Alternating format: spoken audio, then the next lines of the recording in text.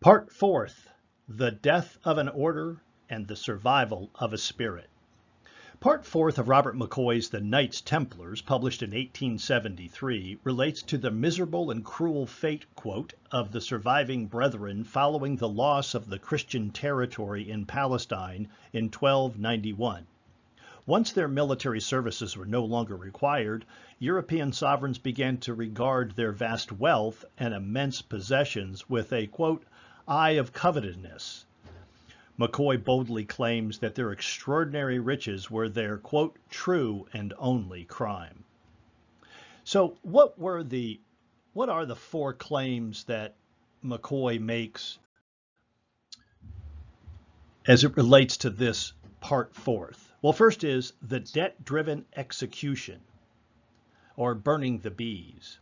King Philip's primary motive was financial desperation. The Templars were the bankers for the royalty of Europe, and Philip's financial situation was desperate, mostly due to the wars with England and Flanders. He first seized the wealth from the Jews and Italian bankers before turning to the Templars. The Templars were especially tempting for the following reasons. 1, the Templars were the bankers and had lots of money.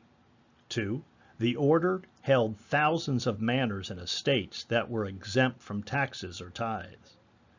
3, he owed the Templars an estimated 500,000 lire turna, or in today's money, it would be close to hundreds of millions of dollars. Macoy quotes the historian Fuller to explain the king's brutal logic. He could not get the honey unless he burnt the bees. The puppet pope calamity. King Philip successfully put his own pope in the papal chair as Clement V.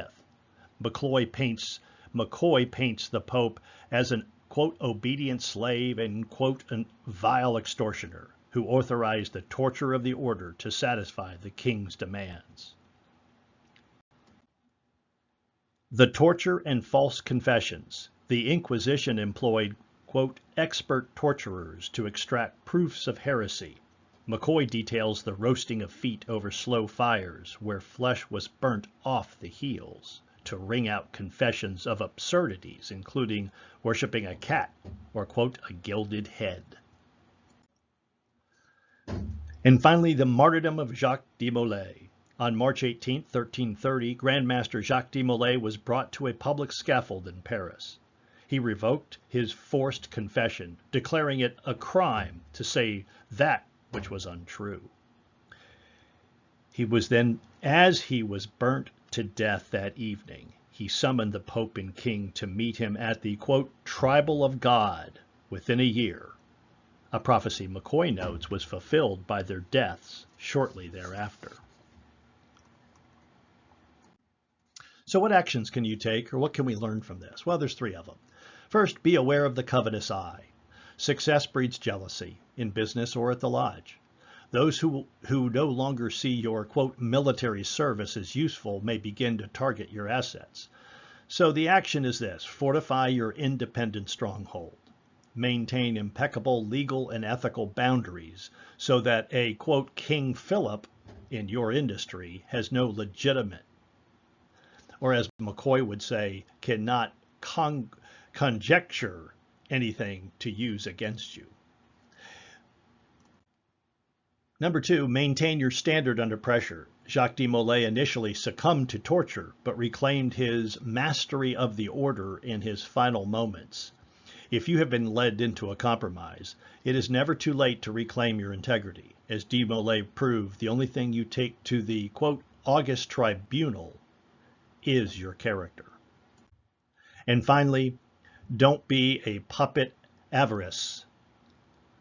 Clement V sacrificed a renowned order to maintain his own political standing.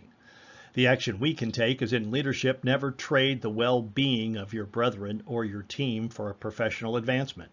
A leader who is an obedient slave to someone else's greed will eventually be, quote, hurried to his grave by the weight of that dishonor.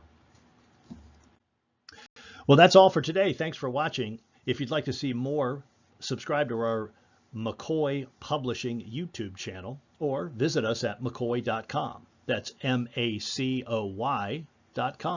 Thank you.